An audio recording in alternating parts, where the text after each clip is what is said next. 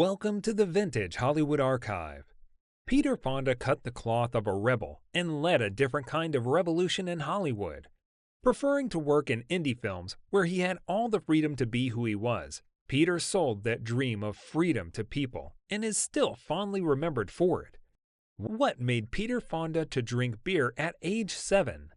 Make sure to watch the video until the end. And if you're new here, don't forget to join our wonderful community by subscribing to the Vintage Hollywood Archive channel. Peter Fonda, the man who sold the dream of freedom. Linda Liney had the right idea when she said, "Family is family." We don't choose who we are born to, we only make do with what we have.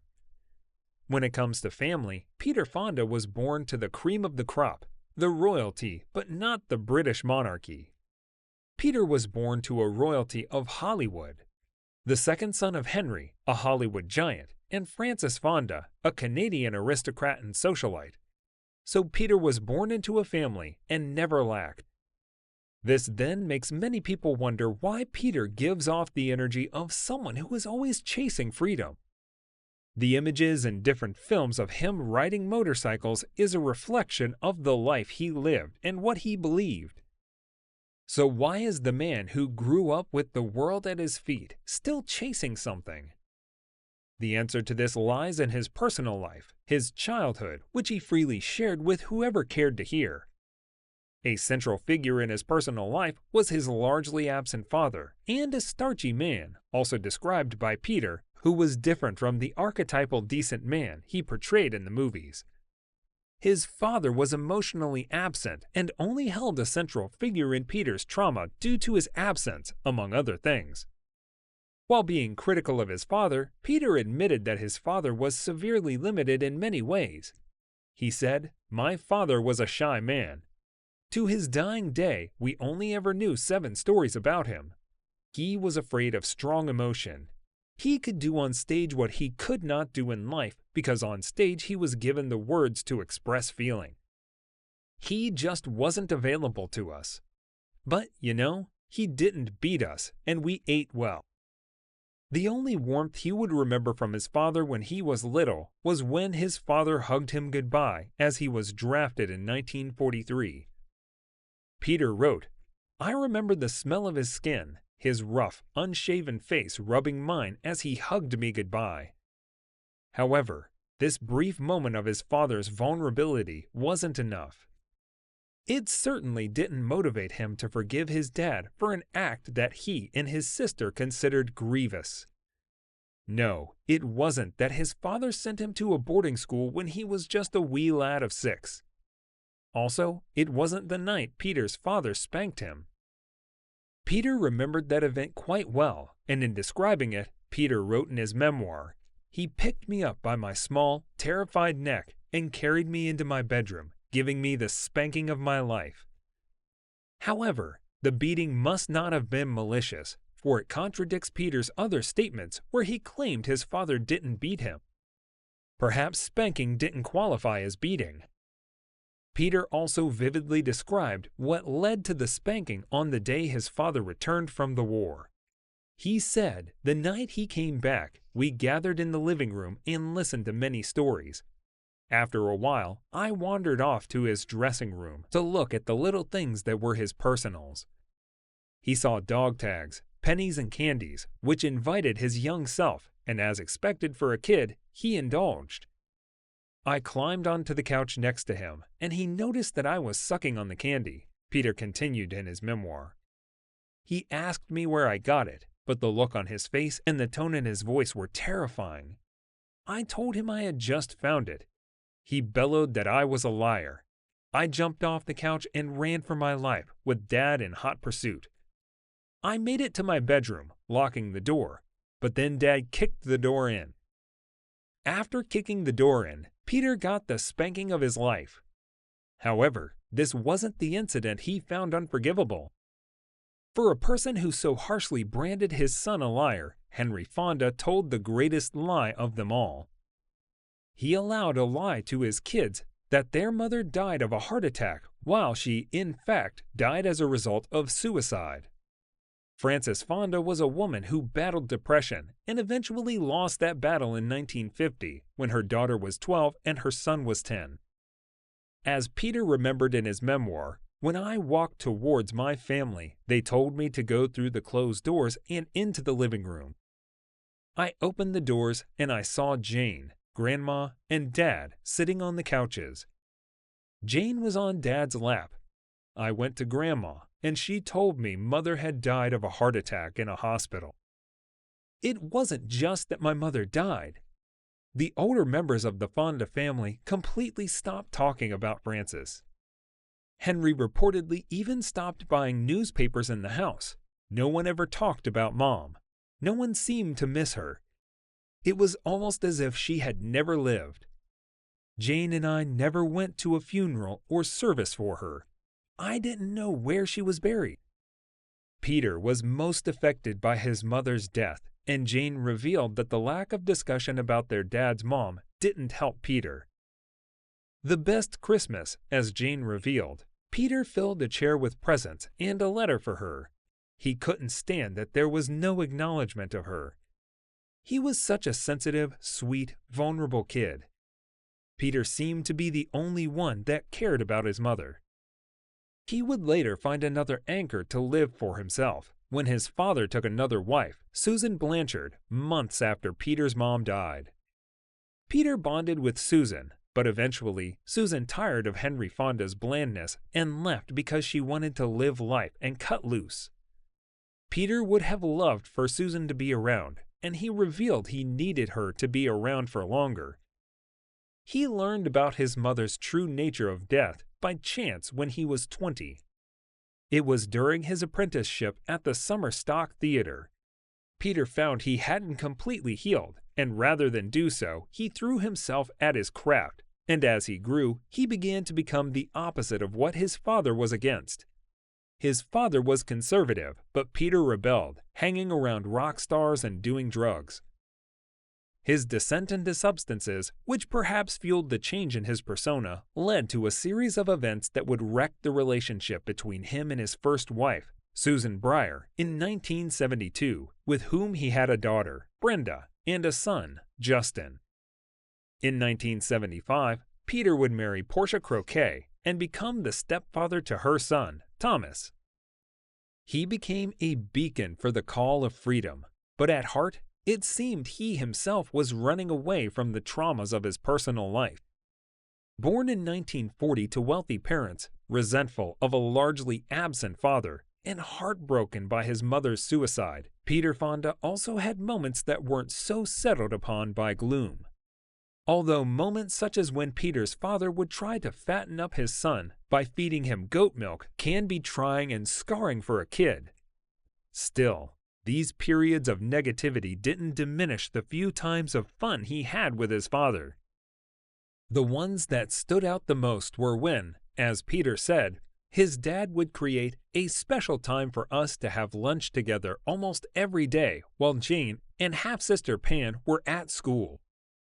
Now, despite his father being a starchy man who was unfamiliar with expressing himself properly, he had something not even his friends had.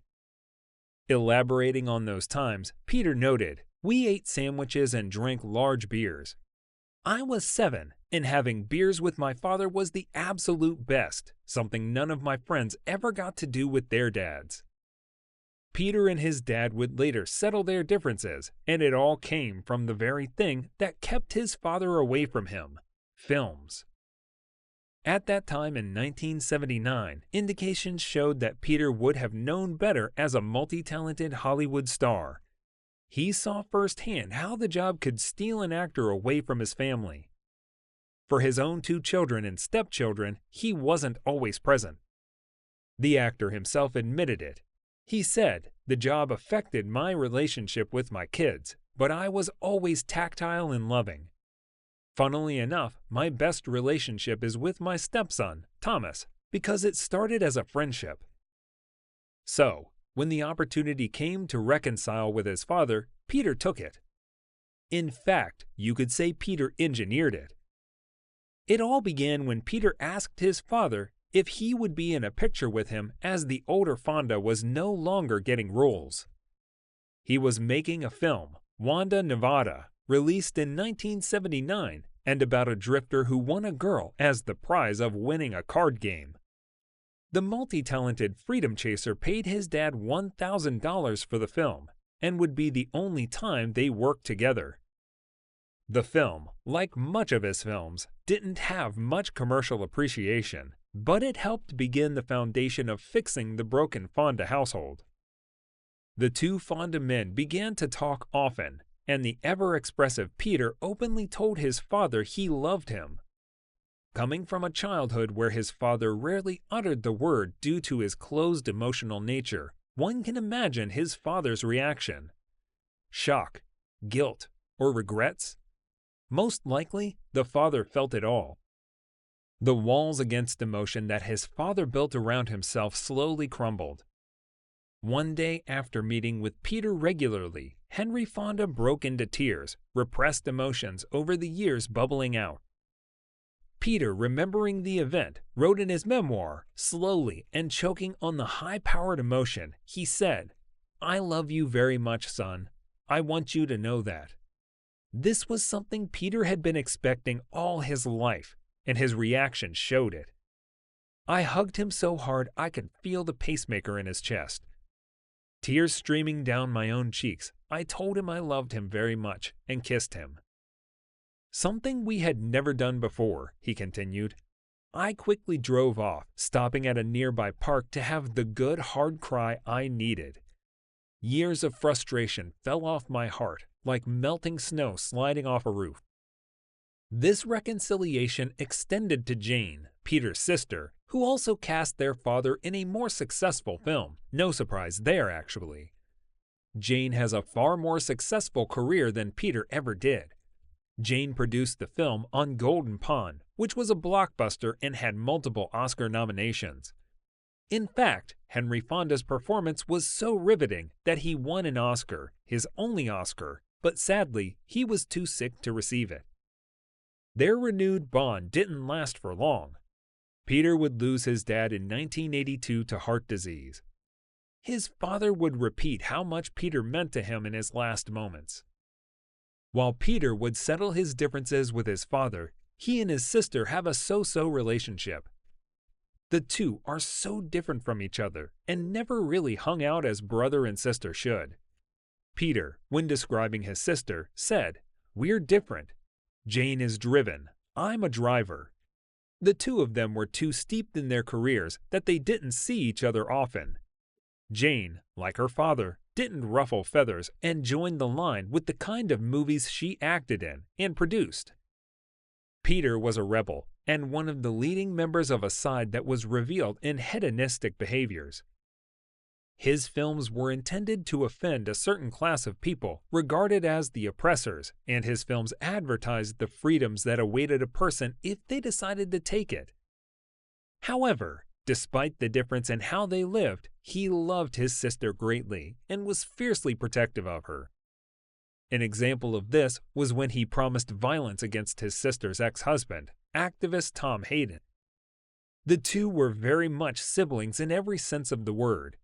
Peter's last moments were spent in the care of his sister. It showed in the statement Jane made to People's Magazine when her brother died. She said, "I am very sad. He was my sweet-hearted baby brother, the talker of the family. I have had beautiful alone time with him these last days. He went out laughing." The difference between Peter's, Jane's, and Henry Fonda's career is that most of Peter's films ended up being box flops or cult classics, and they enjoyed more success than he could ever imagine. Peter, according to some sources, reluctantly picked a career in Hollywood, and he began by summer stock apprenticeship.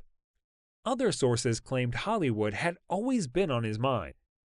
So, after completing his college education in Nebraska, he found himself as another Fonda entry into Hollywood, which wasn't as spectacular as he might have wanted. Before then, he had some Broadway appearances beginning with his 1961 debut in Sweat and Stanley's Pool, an Army comedy. His acting in the show was so spectacular that he won a Theatre World Award for Best Actor. His Hollywood debut came in 1963 when he played a romantic lead in Tammy and the Doctor, which was immediately followed by The Victors, a 3-hour World War II movie which had Fonda play a meek recruit. However, it was in Lilith that the true extent of his ability and potential were known. The dashing Fonda played a mental health patient who was a romantic, vulnerable nerd that moved between calmness and violent outbursts. For the drab and regular Hollywood appearances, Fonda had had enough. His time spent among rock stars had him growing his hair long, smoking pot, indulging in other psychedelic drugs, and sticking it to the man. Peter took part in the popular strip riots in '66. The riots were pivotal for pop cultures as many songs were inspired by it. So, Peter left mainstream Hollywood as he had developed a reputation for being a leading man with no commercial value. Fonda was too steeped in the counterculture, and images of Hollywood executives don't play to their movies. And so, Peter Fonda would make his way towards Roger Corman, whose company has played a part in creating pristinely creative Hollywood giants that many have come to love today. Martin Scorsese, Jack Nicholson, and James Cameron all learned from Corman, who made indie movies that venerated the counterculture. Fonda worked with Corman in their 1966 film Wild Angels, a biker picture in which originally Fonda was supposed to play a supporting character in. However, Corman booted out the lead as he couldn't ride a bike, and that would be one of his greatest decisions ever. The way Fonda imprinted himself on that role is unrivaled. His rebellious life spilled, and he became one with whom he had to play in that movie. Following the success of Wild Angels came The Trip, which was also a modest success, but still, Hollywood wanted no part of the counterculture. Execs predicted that Corman's indie-making movie machine would soon derail. How wrong they were. So, when Easy Rider came out in 1969, the success was so massive as it made $60 million in the box office. Hollywood also joined the counterculture train and milked it to the point that it was not so attractive anymore. Peter would go on to act in other indie films, and he would direct some with his directorial debut in the film's Hired Hand in 1971, which was another of his films not appreciated in its own time. However, his appearance in films dwindled, but he was still on the minds of many, representing an image of freedom. Still, when he did get roles, he more than impressed, and to many critics, his most impressive role was in Ulee's Gold, which got him an Oscar nomination that he lost to Jack Nicholson. Peter would, until his death, remain a distinguished and dignified Fonda who, although didn't reach the heights of success his sister and father reached, made a mark that will continue to stand out in Hollywood's history. If you liked this video, don't forget to give it a thumbs up and subscribe if you are new here. Hollywood stars escaping into destructive lifestyle is not uncommon. Some because of their childhood, some not. How Linda Carted suffered for alcoholism behind Wonder Woman. Let's find out her reason behind.